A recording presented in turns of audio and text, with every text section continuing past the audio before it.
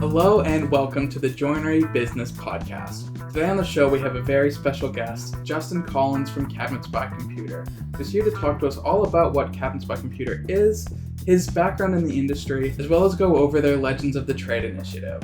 Cabinets by Computer is a software solutions company that offers to install and support various cabinetry software to help improve manufacturing lines and automation processes, offering software products like KDMax, goCabinets, as well as many more. As always, if you have any thoughts or questions, be sure to jump on over to the Joinery Business Hub on Facebook. Now, without further ado, let's jump into today's episode.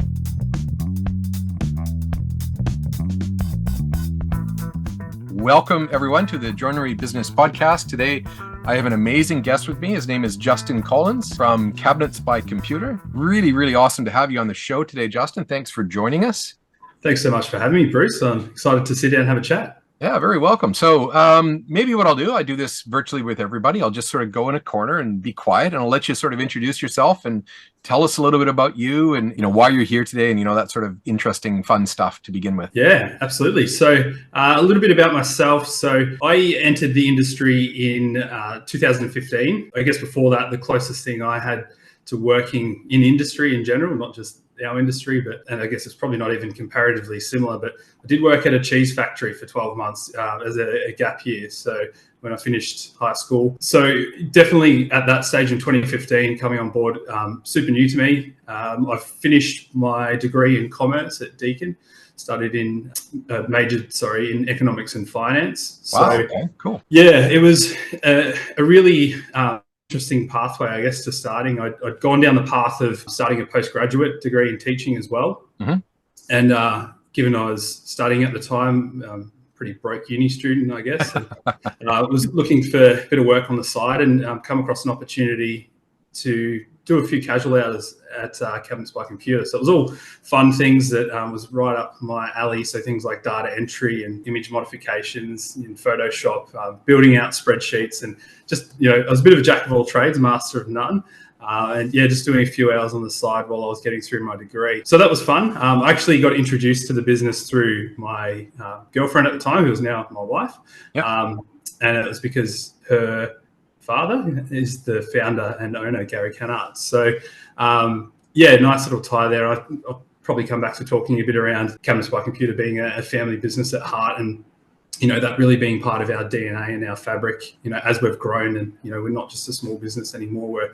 We're much larger than that. So, back to, I guess, my story. So, 2015, come on board, doing a few odds and ends. And then towards the end of 2015, Gary come to me with an opportunity. He said, look, we've got this new product we're going to launch to market, just really needing someone to carry it over the line. So I guess probably in a bit of a project manager kind of a role. And for me at the time there, I was really sick of study. So I finished my main degree, 4 years, probably a little bit longer than it should have been because I started doing law at the start as well, and realised after 2 years how painfully dry and grey law is. So that got put to the side, but it also burned a couple of years of studying. It was about 4 or 5 years all up. Then went almost straight into a postgraduate. So I was really sick of study by this point, and I thought, look, why not? Let's give it a go. Yeah, so picked that up, and that was probably really my first hands-on experience to the industry, talking with clients and how the developers we were working with at the time. Before that, I was very sheltered, doing those sort of little odds and ends in the company. So that was great. We got the product to market about 6 months later, and basically at that point, I was getting ready to go back to study. But an opportunity came up for me. Basically, our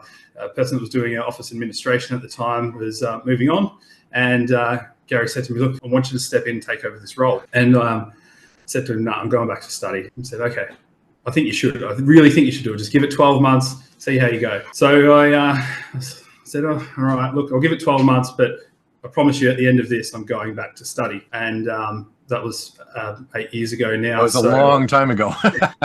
Yeah. Well, it's always going to be there, right? You can always go back and do it.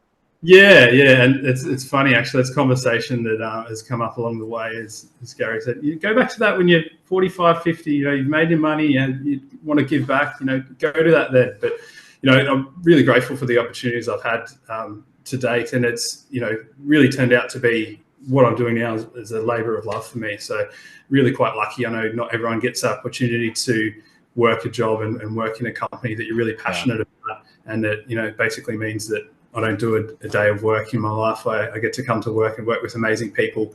We have a little saying that we say is, we work with good people on good problems. And if you've got those two things together, then very, very lucky. So, during that time, I guess, so from 2016, my roles have changed quite a lot during that time.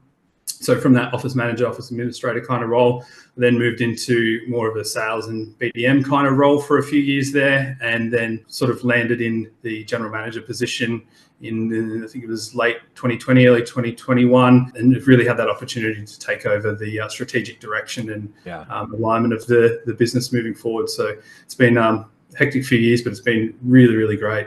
Sounds like you've been on a bit of a whirlwind of growth. Yeah, absolutely. I mean, when I started with the company, there was 4 of us. So we did everything. We were involved in marketing and sales and tech support. All of our development at that time was largely working with external companies. Yep. So one of my goals when I took over the office manager kind of role was I want to get us to a position where we are able to departmentalize, I guess, have it so that we could have dedicated teams for our customer service and support, for our sales, for our administration, for marketing.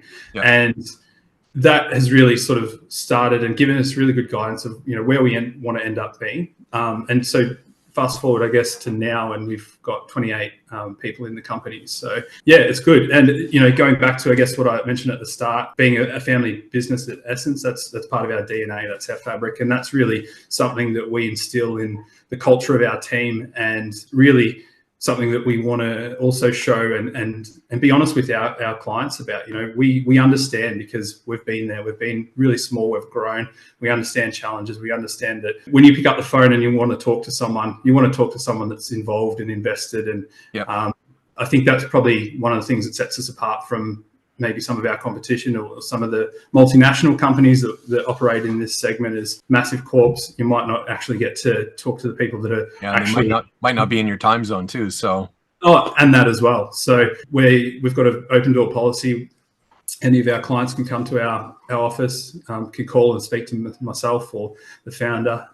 That's what it's all about for us. Yeah. So I'm kind of curious. I mean, you guys have been on a pretty amazing trajectory of growth. So that must mean that you work with a lot of joinery and cabinet making businesses. And you talked a few minutes ago about solving problems, right? Good people with good problems to solve.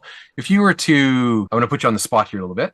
If you were to take a bit of a punt at what you think the top 2 or 3 problems are that most people that you see across the industry have, what would you identify those as? Yeah, good question. I think first and foremost, and this isn't a problem that's unique to our industry, a lot of industries are having it, skills shortage and the ability to get and retain staff.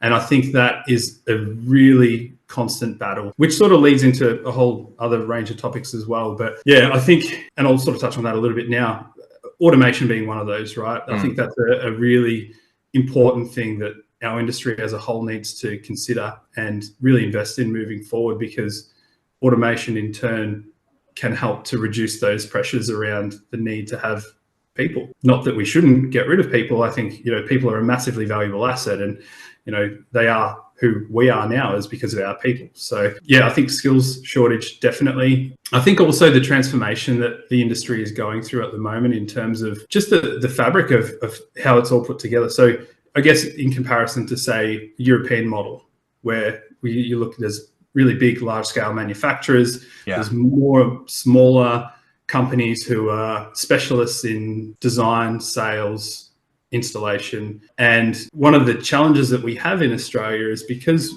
we are not really like that, and I think it's moving more and more towards being that sort of model, is that the larger companies there's a whole lot of benefits that come out of doing that. There's also some cons as well. It's not all roses. Economies of scale is obviously one of them. The bigger the suppliers become, the more cost reductions they can gain. They can have better negotiations with their suppliers and drive down price. They're doing higher volumes of production. So I think that, along with when they're at that scale, they can obviously invest more in technology and growth. There's supply chain efficiencies as well. So there's a really whole lot of things that are making it so that model is really attractive to a growing market.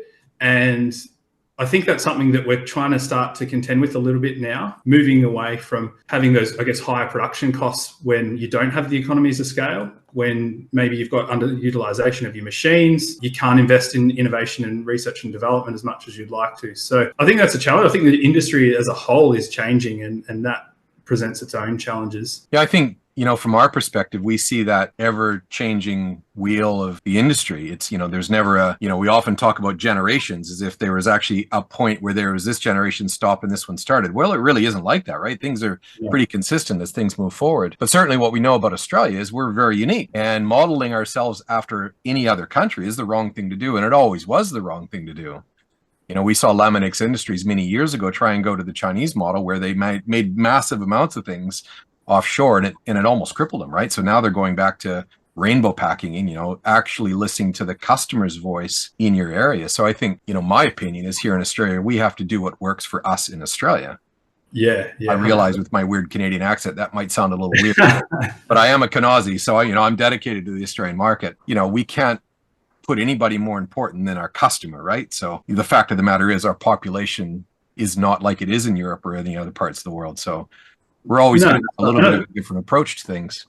Yeah, and I think it's all about, and I think we do this well as a country, is looking at other models and seeing what works well, and then what of that can we implement into ours.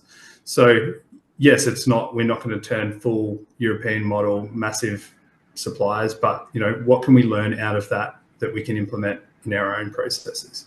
Do you find that there is still a bit of a lack of, let's say, tech acumen, how to use technology? Because your software is technology based, and in order to do that effectively, you've got to at least know how to interact and interface with the computer at that level. Do you find that's still a little bit of a barrier, or are we working through that one? Yes, we are working through it. It's definitely something that is an ongoing item of discussion.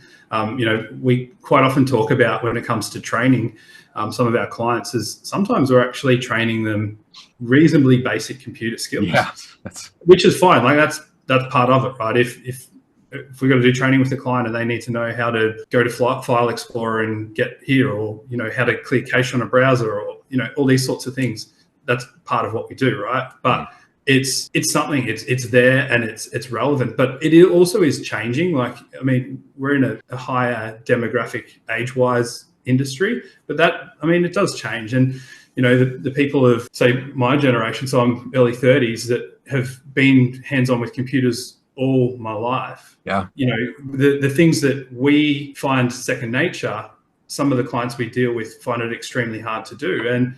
And that's just an evolution, I think. And, it is becoming less of a problem. But like that also ties into a lot around the way we design our software and our solutions, and the user experience and the user interface. And that's like things that internally we're becoming really obsessed about. Is software is hard, or can be hard, but how do we break that down so that it's not, so that someone without experience, it's maybe even someone without industry experience, can come in and use it. And that's kind of the litmus test for us, is that can we put something out there that someone who doesn't have that industry experience, come in and use it? If they can, then we've probably hit the mark, because that means someone with industry experience should have absolutely no trouble at all with it. Yeah, and that's always the goal, right? How do we make something that's difficult easy? Yeah. Just because it's technically complicated doesn't mean it should be difficult to do. It just, technically has to crunch some numbers, but it doesn't need to be difficult to interface with, right?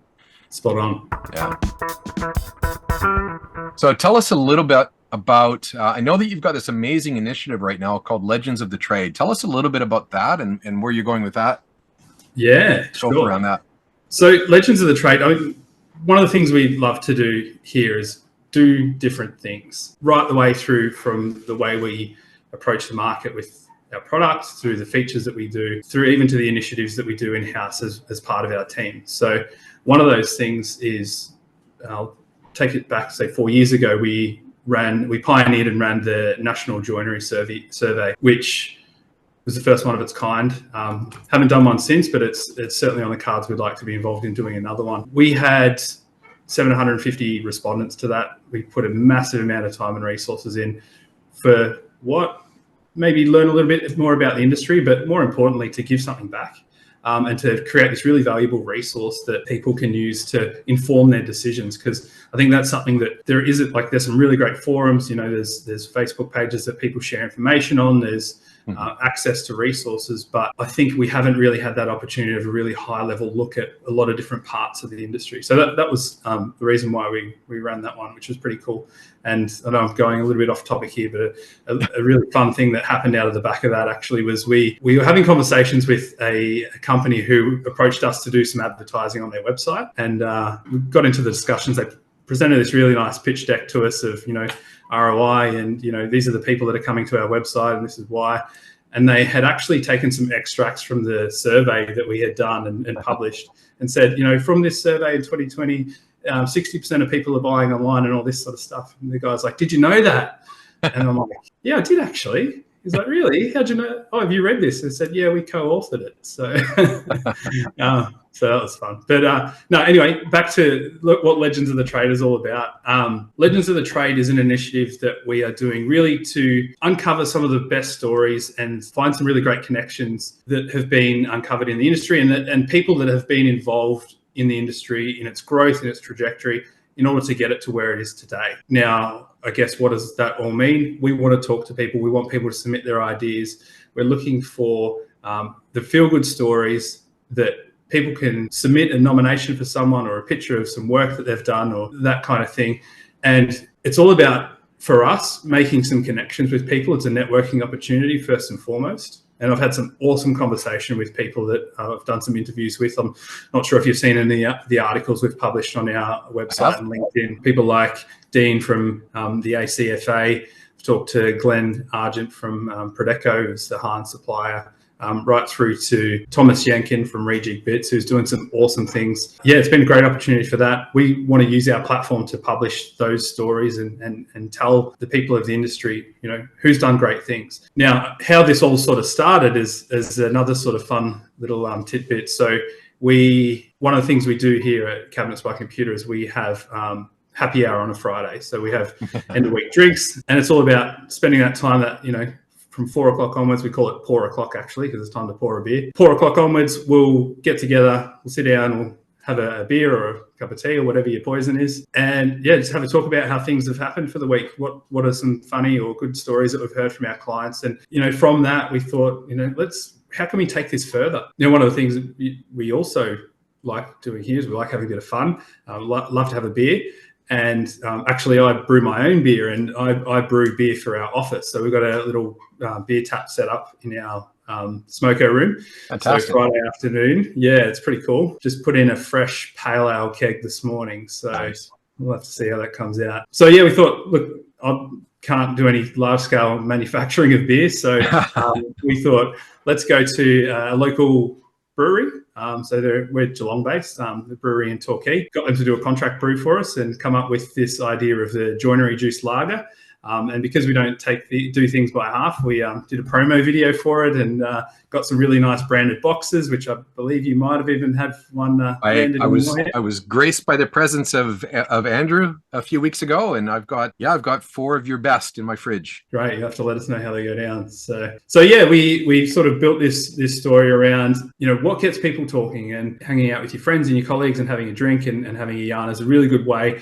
And we found that is one way that often uncovers some of these really great stories that you might not have heard about. So yeah, that's where it all come about from. We're about another month or so left of the initiative, where we're still going to be getting out there. We've got a little form on our website. If you Google cabinetry.online and Joinery Juice Lager or Legends of the Trade, I'm sure you'll be able to get the link up for the listeners. We'll put a link to that in the notes under this podcast. So yeah, what we want, jump onto our Legends of the Trade page, fill out a form and submit your legendary entry. So yeah, it can be either nominating yourself or a colleague or a friend. You can submit a picture of some work or an outstanding project that you've done. Or you could also share your business's journey in the industry to date. So that's one of the stories that I think won the best entry of the month last month, which we sent them out a free slab of joinery juice. And then the overall winner will get 5 slabs to power your knockoff. So you'll be a real hit. Good initiative. Yeah, so that's what it's all about. It's been really great so far, and we may even look at making this an annual thing if people enjoy it as well. Well, look, we're all about community. You know, our membership. One of the things we often say is, it's the only opportunity you really ever get to knock on your competitor's door and say, "Hey, mate, can you tell me what you're doing?" And you're absolutely right. That connection of people in the industry, just to honestly want to be able to help each other, it's unfortunately it's a fairly rare thing, because we always talk about helping the industry, but then when we get to the competition side of things, everybody gets just a little bit kind of uneasy with that. But I love what you're doing, because bringing people together to have conversations helps our industry mature, and that's ultimately what the industry needs to do. We need to get up to a level of maturity where we're taking business seriously. Absolutely. There are some fantastic tradespeople in this country, just world-class tradespeople running businesses that really struggle with the business side of things. So yeah, that's something that we talk a lot about internally and this is no disrespect whatsoever, but we have a lot of people in this industry and we call them business people by default. And that's not because they want to be in business necessarily, but because it's been that natural evolution from them, from doing their apprenticeship to working for a company to getting sick of working for the company and thinking I can do this on my own, going out on their own and, growing from there. And there's a lot of really successful businesses that have got to that point, but that doesn't mean they know how to market their product, how to, be really good with sales and customer service and HR and like this. It's so multifaceted. And one of the things that we are really big proponents for is utilizing external businesses where you can. So, working with marketing agencies, working with business coaches, working with, HR companies, and let you focus on the core of what it is. And obviously there's still a lot of skills that you need to learn as a business owner and a business leader around, leading people more than anything else. But I think there's a massive opportunity for collaboration, not just within the industry, but using these resources and partner companies outside to make you more whole and more complete as a company. And yeah, we talk about that not just from a business perspective, but even from a software perspective. Like we talk to a lot of clients who say, oh, but if I use your software, then I can't use this other software as well that I'm already using. And I say, no, use it. It's probably got some really great strengths to it that we don't do or can't do. And I think we need to be more open-minded to that. And I believe that, use the analogy, right? So let's say you've got a job that you're installing a kitchen for Mrs. Jones, right? And one of the installers is taking the cupboard off the truck, drops it, it's broken, we need a new cupboard. All right, call up the guys at the factory, pronto, make me a new cupboard, send it out. When that cupboard's made, you've got two options. Do I put it on the truck and send it out, or do I stick it on the ute and send it out? They're going to put it in the ute. They're not going to run the truck out just to take a cabinet. So it's about using the tools at your disposal for the right job. And I think that's part of the evolution of where we're going with software. Is it's going to be less about having one thing that does everything and more about having really specialized tools that do these things really well, but then all wrapped up in having integrations. And I think that integrations piece is really something moving forward that we need to get better at. Yeah, any industry that needs to mature, like our joinery cabinet making industry, and this is worldwide. This isn't unique to Australia. The industry on a world scene really needs to mature. It is about how do you build a team as a business owner, whether you're outsourcing it to somebody external or whether you're building a team internally to do it. Getting the business owner, usually the tradesman, like you say, that hasn't taken on business acumen yet, to let go of things, is one of the struggles. We have conversations all the time just around, do you have a bookkeeper that's going to cost you a couple $100 a month? Well, no, I do all that myself. Well, how much do you actually value your own time compared to a specialist bookkeeper who would do a way better job of it than you and free you up to sell a kitchen or two in a month, which could be, another $100,000. That whole concept, right, of actually letting it go to somebody. Now, in your case, we do see quite a few businesses that are trying to do flat packing or cut to size things and going, yeah, mate, just email me your dimensions and we will, spend hours and hours and hours putting it into our system and then go back and forth on getting it right and then still make things wrong. Yep. Not committing to getting an actual system because there might be some cost to that, not really understanding the return of that investment of those things and freeing them up for not doing, the basic rudimentary stuff. Yeah. And I think that the understanding the value of your time is such an important thing that as a business owner, you should be doing. You should be sitting down and if I spend an hour doing this, what am I forgoing? And well, too many people don't even pay themselves. They just somehow get money and they don't think they're paying themselves anything. So don't value their own time much. Yeah. And I think the other important part of all this, which it like I sort of indicated towards, is I think the leadership and company culture thing is a really important thing. And especially when we talk about, skills shortages and that being a problem, right? Employee churn can be a real issue for a company. And part of that is being able to understand and address, what do I need to do to make this a good place to work? Yeah. Because people, although, financial money is a driver for people, it's not always the main consideration. And in fact, it's actually not as high as people think it is. And, there was some studies done on Glassdoor, who's a website that you can submit anonymous reviews on businesses that you've worked for and what it's like to work for. And they did a massive survey there around what were the main drivers of why people left businesses. And more often than not, I don't have the exact stats off the top of my head, but one of the leading drivers of it was the culture of the business. Oh, 100%. It's, people leave it's not jobs, right? They leave the toxic environment, not, that's for sure why they leave. And so for us internally, like, it's been a massive driver between or how we've gone about doing business for the last sort of 6 or 7 years is, what do we do to build this awesome, diverse group of people that are going to want to be here and going to want to stay? And I think, do a whole bunch of initiatives around, firstly, our office layout's very open planned. We've got our team together so they can collaborate. Obviously beer, we've got a table tennis table. We do monthly table tennis tournaments. It's as much about, obviously, we're spending more time with our colleagues than we are with our partners and family. So yeah, it's true. What do we do to make it so that we're enjoying being here? And, we have a hybrid work policy, so people can, if they want, can work 40% of their week at home, but most of our team don't. Most of our team come in. Why? Because they love being here. They love working with each other. They love our clients. That Humans are social beings. We are. And, we saw the damage that COVID did to us, that thing that everybody thought, oh, great, I can work from home and never have to go to the office. That, that was okay for a little while. But now that we're out the other side of it, we realize there has to be a healthy balance to this. It's good for some of the time, but it can't be all of the time. We've got to have people around us that can feed us energy. Absolutely. And I mean, I do a day a week from home, or I try to most weeks, and it's so valuable for me just because I can get in the zone and get things done without, being interrupted or being distracted probably.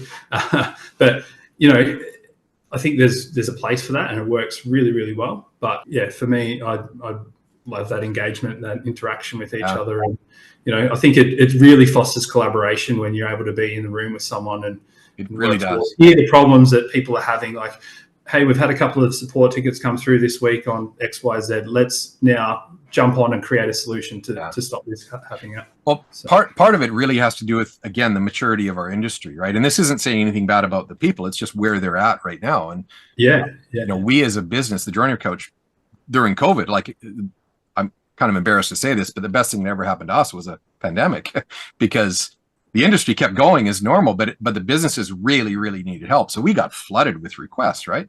And so we had to figure out very, very quickly how to help people virtually because we couldn't travel. And so that happened. But we also saw that'll hit a point where it can only be so good. So we really like the fact now that, like, tomorrow I'm hopping on a plane and going up to Queensland to work with 3 clients that are doing okay, but they're going to do way better, after a day on site with myself and my team. For sure. So it's just seeing get that balance right of with people in a room, but leveraging the technology like yours that comes to the table and making sure that becomes part of the fabric of how we think our future is going to be. Because it's, like you've talked about here in this conversation, technology and automation is so important. Absolutely. Everything is advanced because of it, in automated ways. We used to think that robot was going to get rid of people, but it's never once happened. No. Somebody programming the robot or maintaining the robot or, that sort of stuff. Yeah. And I think the digital adoption piece it's an ongoing thing, and the level of it will evolve. And, the more people buy into it, the more they'll want to use it more. And it's really funny, like some of the prospects that we talk to or clients that we talk to, they say, yeah, we've got an online ordering system. Oh, yeah, cool. Show us a look at it. Yeah, you go onto this page and there's a PDF form you can download and then people can fill it out. Yeah, or a dynamic Google, sheet that you can fill out. And yeah. So, which is fine. Like that's a starting point. But then what's the next step that you want to get to? Yeah. And I guess that's where, we're really gone all in on the online ordering methodology. And, that's a big part of what we do now is our cabinetry.online and our benchtops.online platform, which is a relatively new product for us. Right. Cabinetry, I might talk a little bit around what those two products are. Yeah, so cabinetry.online, and you're probably wondering, why the hell is he saying .online? A couple of reasons for that. One is we pronounce it with the dot because that's the domain. So if you go on to your web address, your URL, and you write cabinetry.online, you will land on a login page of our online ordering platform. Clever. So it's simple from a marketing perspective, and it also is really clear for the customer of where they need to go. The other thing too, and this is probably a bit more of a marketing spin on it, is it's also about us putting emphasis on that we're wanting to take it into the online space. Online, yeah, it's clever. So, we're so big about that digital adoption space. So, So what is it? I guess I might give you a really quick high-level overview on what our platform's all about. So it's a white-labeled ordering platform. For those that don't know what white labeled is, it basically... I was just going to say, please explain that. Yeah. So white labeling is a process with some software offer where you can offer a service to your clients, your customers, and you can do it using the infrastructure that someone else has built, but it can look like it's yours. So they get to have their names, their logos, their subdomains, all that. For all intents and purposes, it looks like this particular company has built this tool. So that's what white labeling means, basically. And so we've developed this online technology that's all about receiving really customized cut-to-size orders, effectively. So I guess the target market for us, for our direct clients, are companies that are in the cut-to-size space, or cut and edge, or supply, wholesaler, whatever you'd like to call it. That's sort of our primary customer.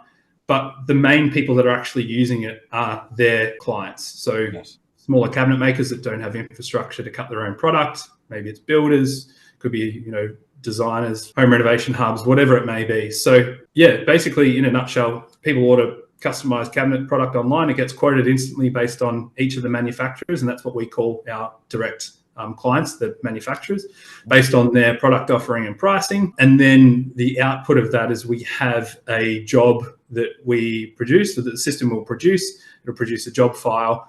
We also have internally developed production software, CAD/CAM software, that can turn that into machine code in sort of a matter of minutes. So from a fully custom online order placed by a customer, think about it in terms of that your end customer is basically doing the detailing work and the quoting work for you, so that when they submit their job, they're happy and ready to go ahead with it. You've got a job file that within 5 minutes, we could basically have that ready to be cutting at your machine. So that sort of top level overview on what we do. We more recently have developed a module in there specific to benchtop ordering. So we used to have benchtop ordering in the app. It was a bit crap, to be honest. And we're first to admit that, it wasn't the best, but, it's part of that constant drive and that constant desire to make things better.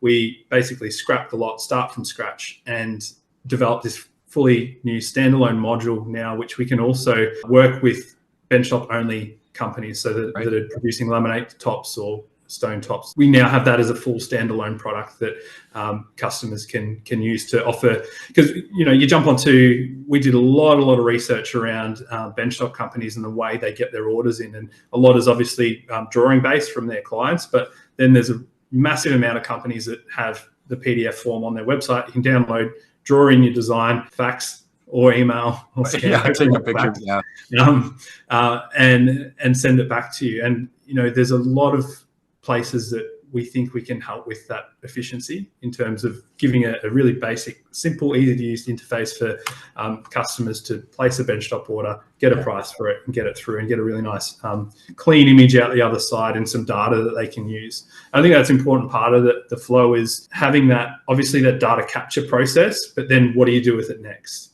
Yeah. And that's part of the challenges that we face, and part of the challenges that we like to solve and make better. Well, Justin, the Joinery Coach as a business has been a huge supporter of what you guys have done for last 7-8 years. One of the reasons for that is when I was working with Planet in Canada in the 2000s, when we saw nesting take over, what I started seeing was some of the people we were integrating into their custom cabinet business. 6 months later, we'd go back after the machine and the software is implemented, and they actually closed their doors. And now they're just taking orders, because it's way easier than having to build a custom kitchen, right? They can support the guys that are doing that. But then what we saw 6 to 12 months after that was they're struggling with the ordering process. Yeah. And so I've always been very, very straightforward with this. This is a wonderful business model, even if it's just an element of what you're doing, but it has to be a simple ordering process. And the way that you guys have put in, a system that the customer actually places the order and takes responsibility for that order, even though you might go back and forth and just, make sure that it's right. But ultimately, that order is placed by the customer. Couple that with the fact that you can go straight to their machine and go, great, now the order's in and we verified it, push a button and the machine's cutting parts. What an amazing flow through system that you've created. It's really impressive. Yeah. And it's really funny you talk about that evolution of businesses who've maybe started supplying and then realizing, hey, this is really good. One of the quotes I quite often love to say is one of our clients up on the Gold Coast. He said, I absolutely love this. So he had a joinery business and basically was sick and tired of working with the Mrs. Joneses and the headaches of profit leakage on site and pains of installers rocking up sick or doing a crappy job and all these sort of things. And, he really drew a line in the sand and said, no, I'm not doing this anymore. I'm going to start going down the path of supplying direct to other businesses, basically. And, one of the things he says now is, I love it, Justin, absolutely love it. I get paid to cut white rectangles. That's so true. What could be better? Yeah. And that's obviously a really simplistic and simple look at it, but it's certainly... Now it becomes a marketing challenge, right? You've got this amazing stuff that could do amazing things. Now you've got to get the orders coming in, which is then the challenge for marketing. Different story altogether, but absolutely. And we've seen the evolution of these businesses who have come on and they've maybe had a core group of clients that they service, to now they're running Instagram ads and they're doing reels and TikToks and all this stuff to appeal to they've reinvented their business in the way that they do it, and it's really cool. And we see businesses all along the spectrum of people that are just starting to get out in the space, who they've got that, they've got issues with machine utilization. They're only running their machine, 2 days a week or something. They're like, how can I get more out of this? And obviously this is a pathway forward. And one of the interesting things that we see is when people do this and are successful, they quickly understand that actually I can make really good money out of doing this. And I don't have all these headaches down the line of installation work, and to the point where we've seen multiple businesses that we work with wind down that joinery install part of their business to just focus on supplying, which is really cool. And I think that is probably a testament to what we've built as a solution. Really, really good. So usually at about this time in the conversation, Justin, I go sideways a little bit.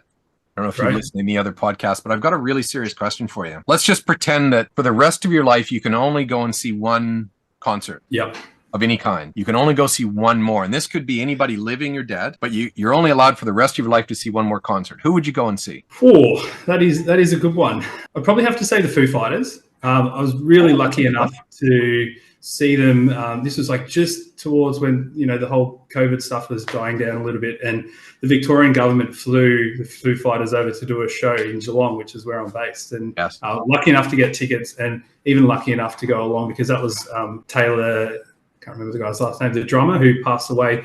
It was like weeks after that. So he was part of that core group. Really lucky to be able to see, one of his last shows, basically. So yeah, rewind back to that era. I'd probably love to see them go over and over again, because they are awesome live. They are electric. I've seen them a couple of times, and yeah, good choice. Okay, so shifting gears back onto what you guys do, if you were Yeah. to let our listeners know one or two things that you do that sets you apart, that makes you more exceptional than anybody else in your space, how would you describe what you do better than anyone else? Yeah, cool. So what do we do better? We're Australian-based and Australian-focused, and we're really passionate about building solutions that our customers want. So one of the things that we have taken a pretty big sidestep to probably around sort of 3 or 4 years ago was moving towards a customer-led development methodology, Nice.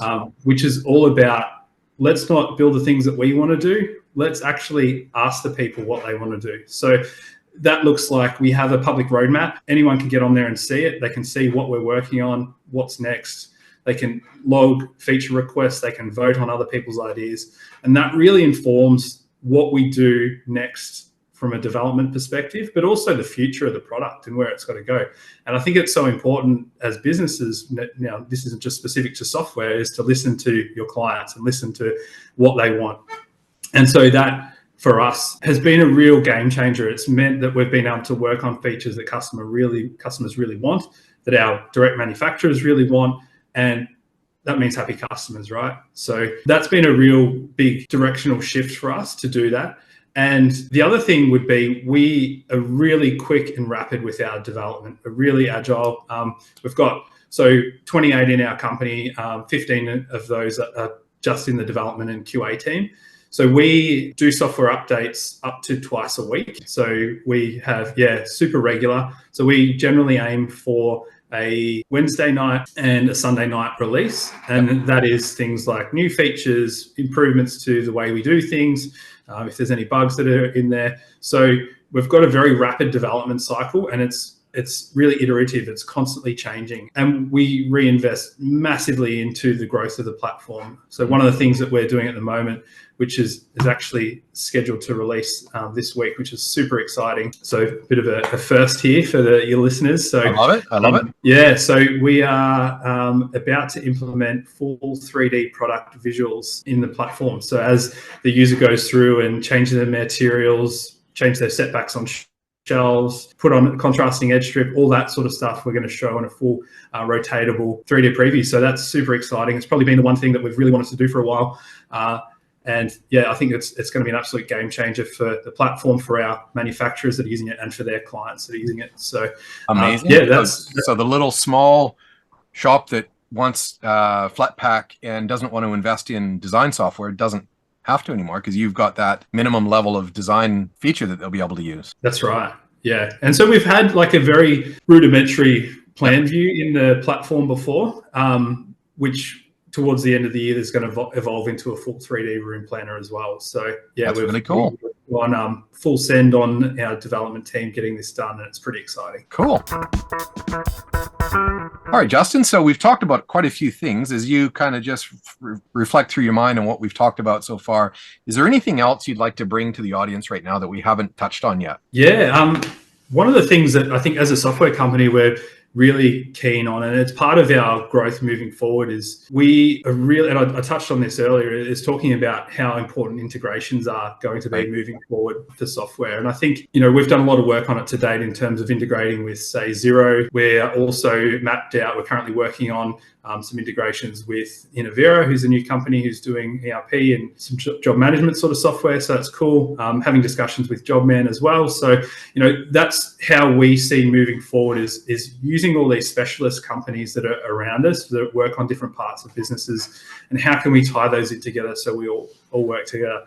Another cool one I mentioned about Thomas and Rejig Bits, who has the marketplace for doing selling edge tape, people that have stacks and stacks of edge tape that they want to get rid of, where we are going to be shortly adding a feature into our platform where when the manufacturer goes to approve the job, we'll give them estimates of how much edge banding is required, and we're going to give them a direct link so that they can then search for that edge banding on Rejig Bits. Nice. So that, if it's 10 meters of edge, rather than go and buying a roll, they'll be able to jump on there and have a quick look and see if someone else has got that handy that they can grab instead, which from both a waste reduction Yeah, perspective. the earth is going to love you for that. Yeah, I think I love what Thomas is doing over there. I think it's great from a waste management perspective. I think it's great from a cost perspective as well. It's just a good idea all around, isn't it? Yeah. So really hope to succeed that You can just get somebody doing that with board. Yeah. I think the logistics of that is going to make It's a little different, isn't it? But yeah, and moving on from that, I think one of the real opportunities that we have in the industry from a software perspective, the companies that are in the space that are servicing the cabinet making joinery industry, is more collaboration. And I think it's really interesting because we're all competitors, right? But it's taking that next step to understand that, what we actually need to start working together to get the best outcome for our clients. And one of the things that jumped out at me, I went to the Ligna show in Germany last year. And through there, they had a conference on talking about Izzy, or I think it's Easy or Izzy Woodworking. Have you heard about that? No, I haven't. So basically, it's an initiative by, I think it's the 7 largest CNC brands in the world. So the likes of BSE, SEM, Shower Group, and it's all about implementing open communication standards, which will basically mean cross-brand machinery interconnectedness. So it means that just because you get in the BSE ecosystem, that you don't have to have all BSE machinery. And I think that's one thing that I really like to see in the software space, is let's start working towards an output or an input or both that we can share. Let's work towards a framework that, rather than us each doing our own little things, I think there's an opportunity there to explore that. It's a much bigger conversation, and it's awesome to see the machine brands going down that path, because I think that is a step forward. I think that's the next thing, is how do we get to a stage where we've got that almost uniform approach to this is the way we do things. And it would mean things like that, you could do a drawing in Mosaic and import that in and run it through, maybe it's a client submitted that through. Great, let's do that. We kind of do portions of that at the moment now. Our optimizing engine has the ability to pull in data from different programs. We can bring in DXT files from CADmaster, and we can bring in CAD files from AutoCAD or BricsCAD. So we already do a component of that, but I still think there's that one, having that really open communication standard would be a pretty great thing for the industry. I do too. I think if we could get G-code being all one language, that would be wonderful, wouldn't it? Yes. Awesome stuff. I am going to be at IWF in Atlanta in August. Great. So that's just a massive show. It's probably the first show I've been to in probably 10 years. Yeah. So I'm looking forward to that, because I'm going to be in Canada anyway. So I thought I'd fly to Atlanta and see the show. Yeah, that's great. We did the Vegas one in 2019, and that was pretty cool. But the Ligna is just next level. It is another sort of world, isn't it? Yeah. Cool. All right, Justin. Well, thanks for being on the show. It's been great hearing what you guys are doing. As I mentioned, we've been sort of really strongly promoting what you guys do for a long time, and a lot of our clients have joined your system. And I think what you've created is something really, really needed in the industry. We really need to create those links from start to finish. So well done. And it's great to see your proactiveness getting into the industry and getting everybody connected up. So hopefully this can be the start of quite a few interactions we can have as a company, and get you connected more to our group as well. Yeah, absolutely. I'd love to. Fantastic. All right, Justin, thanks for showing up and being on the show. Yeah, thanks very much, Bruce. And we'll get some links over so that your listeners can find our Legends of the Trade initiative and our products as well. Yeah, sharing beer is always a good thing, isn't it? Absolutely. Awesome. Look, it's a great way to spend the marketing budget. That's so true. All right. Thanks a lot. We'll see you soon. Good on you. Thanks a lot, Bruce. Cheers.